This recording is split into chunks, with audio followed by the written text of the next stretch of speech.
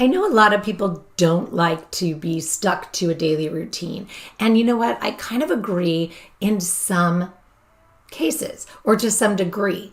But what I really think is important is that we make the time and space to slow down a little bit, sit down in the morning, create an intention for the day, perhaps make ourselves a little checklist of the top five things that we'd really like to pay attention to.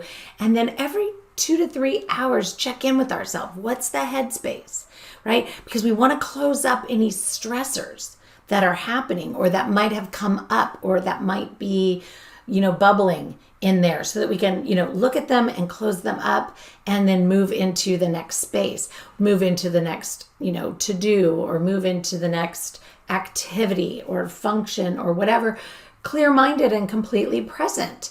And, because if you think about it, if you go from A to Z and you don't pay attention to B through Y, and you get to the end of your day and you're like, I'm just so stressed out, and you don't know why, but you start rattling off all of these things. And so you're bringing that driver that cut you off on the freeway in the morning, you're still ruminating on that at the end of the day when it was a split second situation that came and went, right? So we want to be able to create this pace that is, moving from one situation, activity, or even,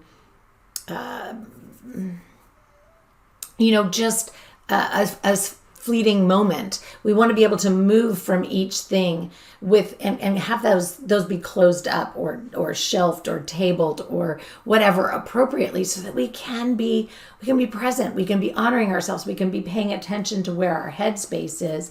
And so, the daily routine looks like this. You get up in the morning, you set an intention for yourself. You work in 2-hour time blocks, and you're closing everything up. You're checking in with yourself every 2 to 3 hours. And at the end of the day, you're able to, relax.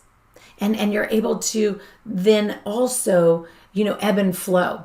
As new things come up, you're able to say, wow, I don't have time for that right now in this space, but I can look at that at 6 p.m. Does that work for you? Or you know what? Today is not good for me. It's really pretty full, but I can happily make some space for you on Thursday, and just really be able to have this effectively functioning, daily routine where, this is where I exercise, or, I have exercise on my list. I have meal prepping on my list, and I know that I'm going to make sure that those things happen in a very mindful fashion. Anyway, it sounds super easy. It sounds super simple. It is, but it can take some adjusting. And mostly we need to make that adjustment and connection with our headspace so that we're making sure we pay attention so that we're not feeling overwhelmed. We don't have to carry it all around with us all day, right? It doesn't have to be, I have so much to do. I have so much to do. I have so much to do.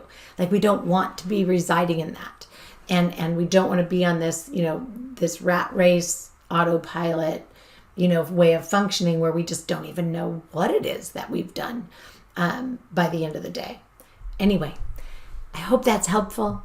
Let me know if you want to work on that at a deeper level.